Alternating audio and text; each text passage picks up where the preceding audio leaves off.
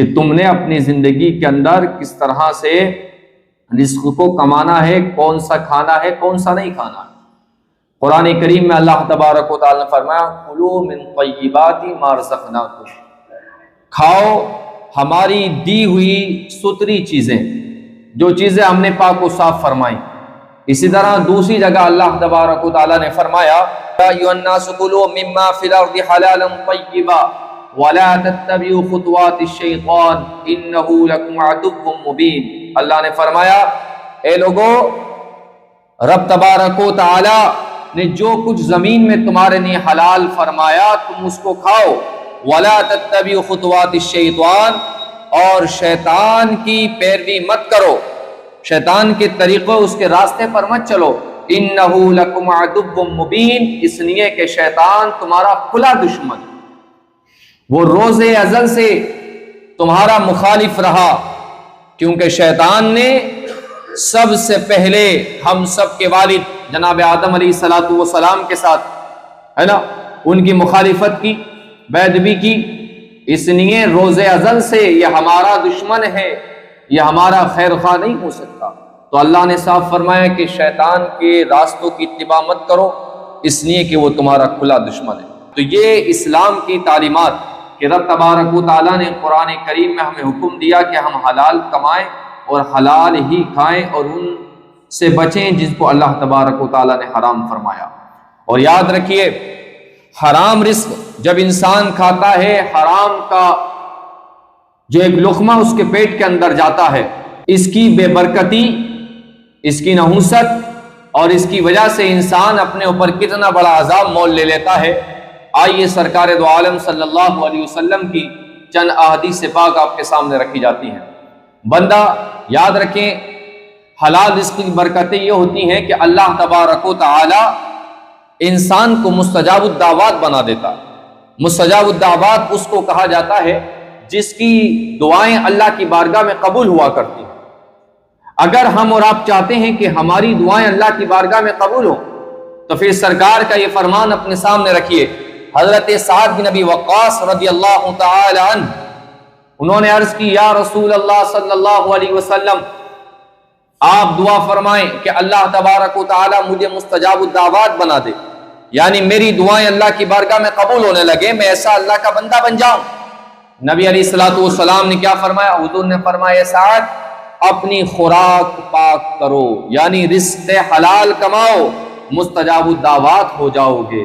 اور حضور فرماتے ہیں آگے کہ اس ذات کی قسم جس کے قبضہ قدرت میں میری جان ہے، یعنی رسول کریم علیہ السلام نے اللہ تبارک و تعالیٰ کی قسم کھا کر ارشاد فرمایا، سرکار فرماتے ہیں آدمی جب اپنے پیٹ کے اندر ایک لقمہ حرام کا ڈالتا ہے تو اللہ تبارک و تعالیٰ 40 دن تک اس کا کوئی عمل قبول نہیں فرماتا۔ اور فرمایا جس بندے کا گوشت سود اور حرام خوری سے اگے گا پھر اس جسم کے لیے یہ زیادہ بہتر ہے کہ اس کو جہنم کے اندر ہی ڈالا جائے۔ آپ دیکھیے کہ اللہ کے رسول علیہ السلام نے فرمایا تم چاہتے ہو تمہاری دعائیں قبول ہوں۔ آج دنیا بھر مصیبت، ہر گھر میں بے برکتی، لوگ کہتے ہیں بڑی دعائیں کرتے ہیں، بڑے وظیفے کرے، بے برکتی ختم نہیں ہوتی، اتنی دعائیں کر لی مصیبتیں نہیں ٹل رہی، پریشانیاں ختم نہیں ہو رہی۔ اس کی وجہ یہ ہے کہ ہم نے حلال و حرام کے اندر تمیز چھوڑ دیا۔ جب ہم حلال اور حرام کے اندر تمیز چھوڑ دیں گے تو ہماری دعائیں کہاں سے قبول ہوں گی؟ سرکار فرما گئے یہ میرا یا کسی اور کا فرمان نہیں ہے، یہ اس ذات پاک کا فرمان ہے جس کی شان عظیم یہ ہے کہ وہ جو کہہ دیتے ہیں رب تبارک و تعالیٰ وہ فرما دیتا ہے۔ وہ نبی یہ فرما گئے تم چاہتے ہو تمہاری دعائیں مقبول ہوں تو پھر تم پر لازم ہے کہ تم رزق حلال جو ہے کماؤ، رزق حلال کو کھاؤ، اللہ تبارک و تعالیٰ تمہیں مستجاب الدعوات بنا دے گا۔ آج عبادتوں میں لذت ختم ہو گئی، نمازوں میں مزہ نہیں آتا ہے، ذکر اللہ میں مزہ نہیں آتا اور دیگر نیک کاموں کی طرف توجہ نہیں ہوتی۔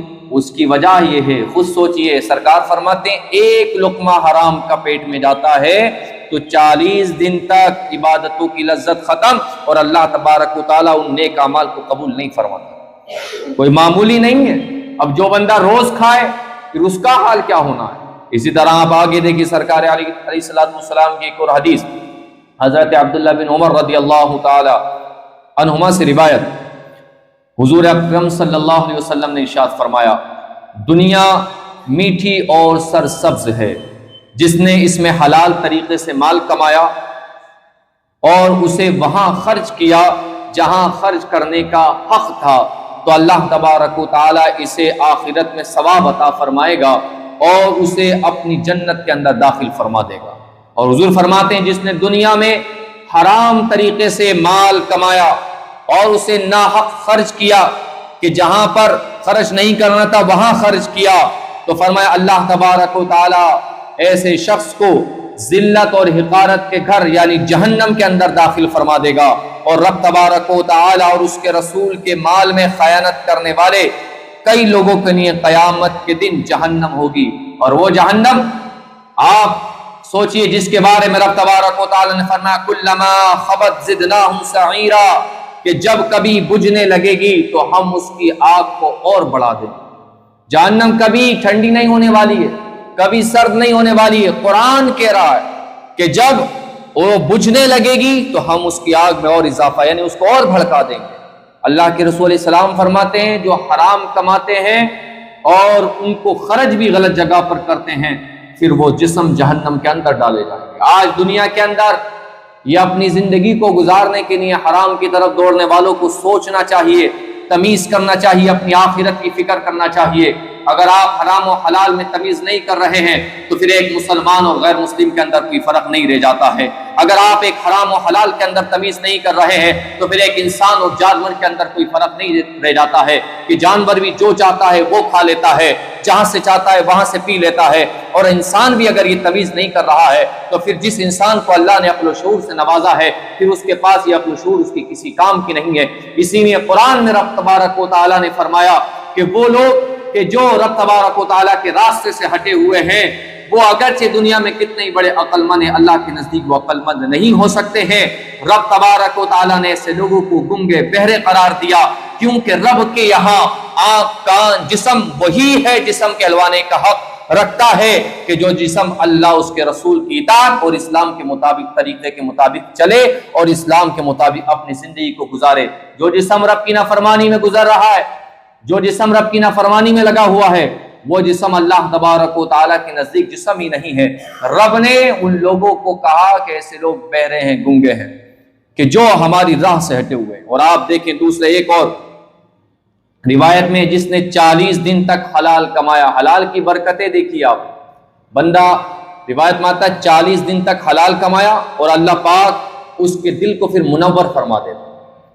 40 دن حلال کمائے، حلال کھاتا ہے تو رب اس کے دل کو منور فرما دے گا، روشن کر دے گا، اور اس کی زبان پر حکمت کے چشمے جاری فرمائے گا کہ لوگ اس کی طرف متوجہ ہوں گے۔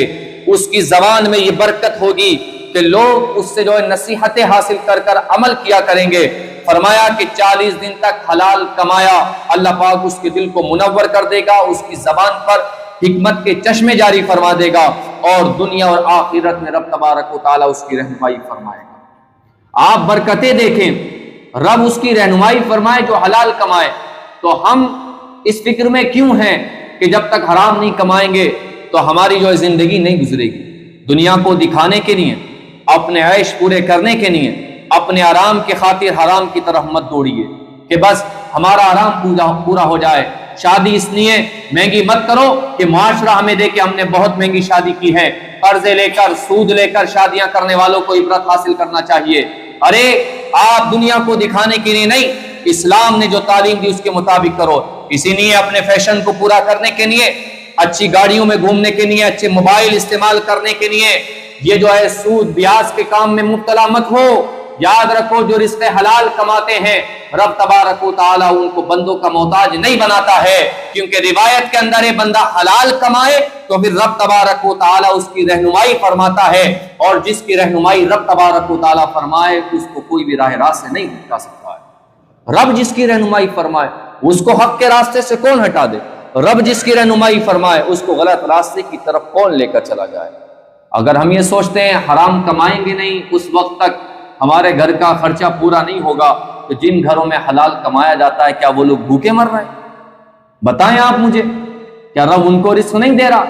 ارے رزق کا رب نے وعدہ فرمایا ہے کہ ہم تمہیں رزق دیں گے، تو جس چیز کا رب نے وعدہ فرمایا پھر ہم کیوں اس کو حرام طریقے سے کما رہے ہیں؟ رب نے جب ہمیں پیدا فرمایا تو ہمارا رزق بھی لکھ دیا تھا کہ دنیا میں اتنے وقت رہنا ہے، اور دنیا کے اندر اتنا رزق ہمارے لیے متعین فرما دیا۔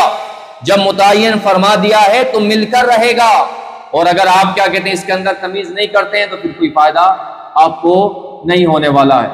تو اسی لیے آپ جو ہیں رزق حلال کی تلاش میں لگیں، رزق حلال ہی کھائیں، رزق حلال ہی کمائیں، کسی کیا جائیں تو اگر آپ کو معلوم ہے وہ حرام کماتے ہیں تو ان سے بھی اجتناب کریں، کیونکہ 40 دن تک جب آپ کی دعائیں کی قبولیت ختم ہو جائے، عبادتوں کی لذت ختم ہو جائے، پھر کہاں سے یہ امت پر آج جو پریشانیاں مصیبتیں دور ہو جائیں گی؟ پھر آپ رات دن سجدے میں پڑے رہیں تو ایسے سجدے میں بھی اللہ کی بارگاہ میں قبول نہیں ہوتے ہیں۔ آگے روایت آ رہی ہے، فرمایا ایک اور سنیں، جس شخص نے حلال مال کمایا پھر اسے خود کھایا یا اس کمائی سے لباس پہنا، اپنے علاوہ اللہ پاک کی دیگر مخلوق جیسے اپنے اہل و عیال ہیں، گھر والے ہیں، اور دیگر لوگوں کو بھی کھلایا اور پہنایا، تو اس کا یہ عمل اس کے لیے برکت اور پاکیزگی ہے۔ بندہ رزق حلال کمائے، خود کھائے، اللہ نے اور دیا، اپنے اہل و عیال، اپنے قریبی دوست و احباب پر خرچ کرے، ان کو بھی کھلائے اور پلائے، اس کا فائدہ یہ ملتا ہے اللہ تعالیٰ اس کے رزق میں برکت عطا فرما دیتا ہے۔ آج بہت سارے لوگ ہیں آتے ہیں کہ کماتے بہت ہیں لیکن برکت نہیں رہتی، تو میں ایک ہی بات ان سے کہتا ہوں کہ آپ کماتے بہت ہو، برکت نہیں ہوتی، آپ اپنے رزق میں غور و فکر کیجئے، کیونکہ اگر رزق کما رہے ہو، زیادہ کماتے ہو، پھر بھی برکت نہیں ہوتی ہے تو کہیں نہ کہیں جو ہے اس رزق کے اندر کوئی حرام رزق مل چکا ہے۔ اب وہ جھوٹ بول کر آپ کاروبار کرتے ہیں تو دیکھیے حرام کیسے مل جاتا ہے۔ حرام یہ نہیں کہ آپ نے کسی کی جیب کاٹ کر اپنے جیب کے اندر ڈال لیے اس کے پیسے، حرام یہ نہیں کسی کی دکان لوٹ لی ہو، حرام یہ نہیں کسی کے گھر میں ڈکیتی کری ہو، حرام یہ بھی ہے کہ تم نے جو مال بیچا ہے اگر اسے جھوٹ بول کر بیچا ہے تو وہ جو پیسہ آ رہا ہے جھوٹ بول کر وہ بھی تمہارے لیے حرام ہو جاتا ہے۔ آپ کیا سمجھتے ہو؟ آج تجارت کرنے والوں کو اس میں غور و فکر کرنا چاہیے۔ آپ کوئی مال بیچتے ہیں، کسی نے آپ سے کوئی مال خریدا، اگر آپ سے وہ کہتا ہے مجھے آپ اتنے میں دے دیجئے، اگر وہ مال آپ کو اتنے میں نہیں دینا ہے اور وہ مال اس سے کم میں ہی آیا ہے جس کا آپ کو ہی علم ہے، تو آپ کو چاہیے آپ یہ نہیں کہیں کہ اتنے کا مجھے آیا نہیں، یہ جھوٹ ہے، بلکہ آپ یہ کہیے کہ اتنے کا میں آپ کو نہیں دے سکتا، اتنے میں مجھے جو ہے فائدہ نہیں ہونے والا ہے جو ہونا چاہیے، آپ کو لینا ہے آپ اتنے۔ لیکن زیادہ تر دکانداروں کا معاملہ کیا ہوتا ہے، مثال کے طور پر چیز 9 روپے کی آئی ہے، آپ اس کو 15 میں بیچ رہے تھے، سامنے والے نے کہا 12 لے لیجیے، تو سامنے سے انسان کہہ دیتا ہے دکان والا کہ اتنے میں تو ہمیں پڑی بھی نہیں ہے، جبکہ وہ 9 روپے کی پڑی ہوئی ہے، یہ جھوٹ بولا ہے۔ جب جھوٹ بولا تو ایک جھوٹ بول کر آپ نے مال کو کمایا، گویا کہ یہ مال اب حلال کب رہ گیا آپ کے لیے یہ پیسہ۔ اس لیے طریقہ یہ اپنائیے دکانداروں، بزنس کرنے والے لوگوں کو چاہیے اگر کوئی مال بیچ رہے ہو اور وہ جتنے سامنے والا دے رہا ہے اس سے کم کا آپ کو ملا ہے تو آپ یہ مت کہیے اتنے میں نہیں پڑا، بلکہ آپ یہ کہیے دیکھیے اتنے میں آپ کو نہیں دے سکتا، اتنے میں مجھے وہ فائدہ نہیں ہونا ہے جتنا میں چاہتا ہوں۔ سیدھی سی بات ہے، مال آپ کو کتنے کا پڑا ہے اس سے کوئی مطلب نہیں سامنے والے کو۔ بھائی آج لوگ یہی کہتے ہیں سامنے والے کو کیا ہے، آپ تو یہ کہیے ہمیں کتنے کا آیا کتنے کا نہیں، اس سے آپ کو نہیں، لیکن اتنے میں ہم آپ کو نہیں دے سکتے۔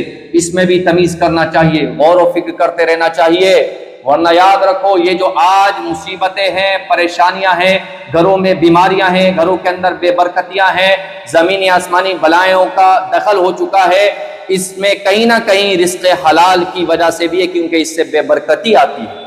اس کو ہم سوچ ہی نہیں رہے۔ ہمیں اپنے اسلاف کو پڑھنا چاہیے، اپنے بڑوں کی زندگیوں کو پڑھنا چاہیے، جنہوں نے کس طرح سے رزق حلال اور حرام کے اندر تمیز کیا۔ آج ہمارے معاشرے کے اندر یہ ختم ہو چکا ہے، اور یہی وجہ ہے آج ناچ گانوں میں شادیوں کا ماحول چل رہا ہے، گھروں کے اندر ناچ گانے کیے جا رہے ہیں، جوان بہن بیٹیاں ماؤں کو اپنے سامنے نچوایا جا رہا ہے، ان کے جسم جن کو چھپانا فرض و ضروری ہے ان کی نمائشیں کروائی جاتی ہیں، اور انسان کو ذرا برابر بھی شرم نہیں آتی ہے۔ آخر یہ شرم کیوں مر چکی ہے، غیرت انسانی کہاں جا چکی ہے؟ یہ ہم سب جو یہ پیسہ اس میں خرچ ہو رہا ہے، یاد رکھو جیسا مال ہوتا ہے ویسی جگہ خرچ ہوتا ہے، کیونکہ رزق حلال کمانے والے کبھی بھی حرام کام میں اپنے رزق کو اپنے مال کو برباد نہیں کیا کرتے۔ آج یہی وجہ کوئی فکر نہیں ہے۔ حضرت خواجہ نظام الدین اولیاء کی بارگاہ میں آپ نے اپنے مریدین کو ایک دن تلقین کیا، آپ نے فرمایا کہ اللہ کی راہ میں مال خرچ کرو، زکوٰۃ دو۔ تو مریدین نے ہوتا ہے کہ اپنے شیخ کے ہاتھ سے ہی زکات دی جائے۔ ایک مرید اگلے دن آئے، آنے کے بعد خواجہ نظام الدین اولیاء کی بارگاہ میں انہوں نے جو اپنی زکات پیش کی۔ حضرت خواجہ نظام الدین اولیاء رحمہ اللہ، آپ نے کہا کہ یہ جو آپ مجھے دے رہے ہیں، یہ آپ باہر جائیے، خانقاہ کے باہر جو شخص آپ کو پہلے نمبر پر ملے آپ اس کو جا کر یہ زکات دے آئیے۔ وہ بندہ گیا، باہر ایک شخص ملا جو نمازی تھا، پرہیزگار تھا، اللہ والا تھا، وہ مالی اعتبار سے کمزور تھا، زکات کا مستحق تھا، اس کو زکات دے کر آ گئے۔ اور دیگر مریدین بھی بیٹھے تھے، انہوں نے سوچا ہم بھی اپنی زکات اپنے شیخ کی بارگاہ میں پیش کریں اور شیخ کے ذریعے سے ہی دلوائیں۔ دوسرے دن ایک مرید اور حاضر ہوا، اس نے آنے کے بعد حضرت خواجہ نظام الدین اولیاء کی بارگاہ میں عرض کی، حضور یہ میری زکات ہے۔ آپ نے فرمایا باہر جاؤ، خانقاہ کے باہر جو پہلا شخص ملے تم بھی اس کو یہ زکات دے دینا۔ وہ زمانہ غربتوں سے بھرا ہوا زمانہ تھا، وہ فقیر لوگ ہوا کرتے تھے، تو انہوں نے فرمایا جاؤ، باہر جانے کے بعد جو پہلا شخص ملے اس کو دے آؤ۔ یہ اٹھا، اٹھنے کے بعد جیسے ہی باہر خانقاہ شریف کے باہر پہنچا، کیا دیکھتا ہے باہر جو پہلا شخص ہے وہ ایک شرابی ہے، نمازی نہیں ہے۔ اب یہ حیرت میں، شیخ کا حکم ہے کہ دے کر آنا ہے پہلے شخص کو، پہلے لوگ اپنے شیخ کے بڑے فرما بردار ہوا کرتے تھے، اب شیخ کا حکم ہے جو پہلا شخص ملے اس کو دے آنا۔ پہلا شخص ملا شرابی، سوچ میں پڑ گیا شیخ کا حکم مانوں یا شرابی کو نہ دوں، اس کشمکش میں ہے، لیکن حکم شیخ کا تھا، شرابی کو دے تو آیا۔ آنے کے بعد حضرت خواجہ نظام الدین اولیاء کی بارگاہ میں بیٹھ گیا، جب بیٹھا رہا لیکن دل کے اور دماغ کے اندر ایک ہی بات چل رہی تھی، کل جس کی زکات خواجہ صاحب نے، اس کی زکات تو خواجہ نظام الدین اولیاء نے، اس کی زکات تو ہمارے شیخ نے ایک پرہیزگار متقی کو دلوا دی، اور ہماری زکات شرابی کو پہنچ گئی۔ اسی کشمکش میں تھا، چہرے پر آثار ظاہر تھے۔ خواجہ نظام الدین اولیاء نے فرمایا پریشان نظر آتے ہو، کیا بات ہوئی؟ فرمایا حضور عرض یہ کرنا ہے، اس کی زکات نمازی کو دلا دی، ہماری شرابی کو۔ خواجہ نظام الدین اولیاء نے ایک جملہ ارشاد فرمایا تھا جو زندگی سنوارنے اور زندگی کو بدلنے کے لیے کافی ہے۔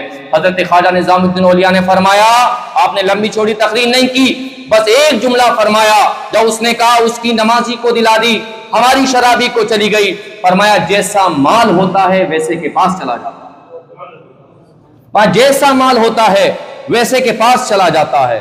آپ خود سوچئے، ناچنے گانے والوں کو دینے والوں اپنے مال میں غور و فکر کریں۔ میں کسی کے خاص نہیں کہہ رہا، یہ عموماً سب کے لیے حکم ہے، میرے لیے بھی یہ حکم ہے، آپ کے لیے بھی، شریعت سب کے لیے برابر ہے، اس لیے غور و فکر کریں۔ آج جو پریشانیاں، اور جب انسان حرام کاریاں بڑھ جاتی ہیں تو پھر معاشرے کے اندر بہت ساری جسمانی بیماریاں بھی بڑھ جاتی ہیں۔ یہی ہے کہ نئی نئی بیماریاں، انسان پریشان ہے۔ کتنے ایسے لوگ ہیں جن کی زندگیاں صرف دوائیں کھانوں کے اندر گزرتی چلی جا رہی ہیں۔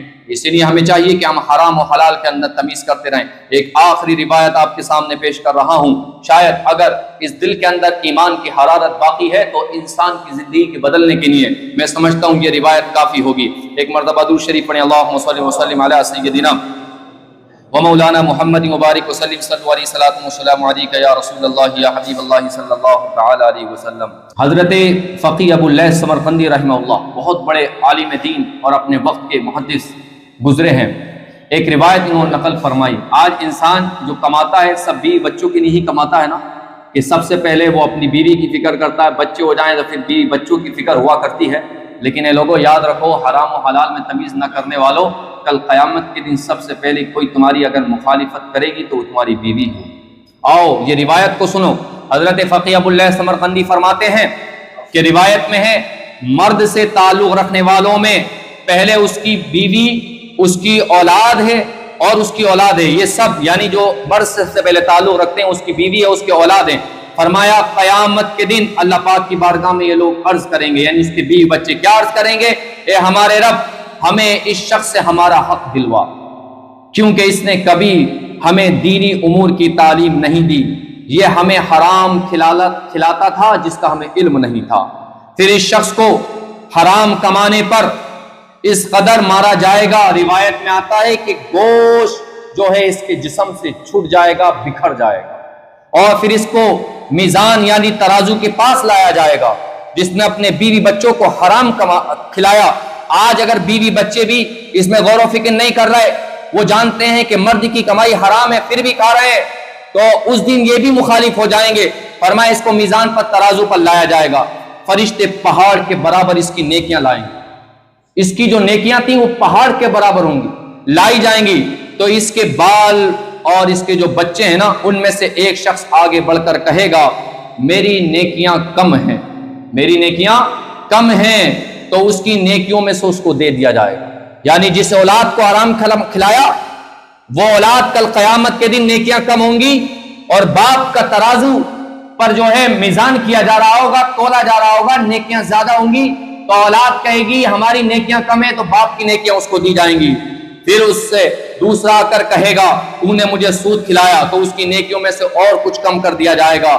اسی طرح اس کی نیکیاں کم ہوتی چلی جائیں گی، اور یہ شخص اپنے اہل و عیال کی طرف سے جو ہے مایوس ہوتا چلا جائے گا۔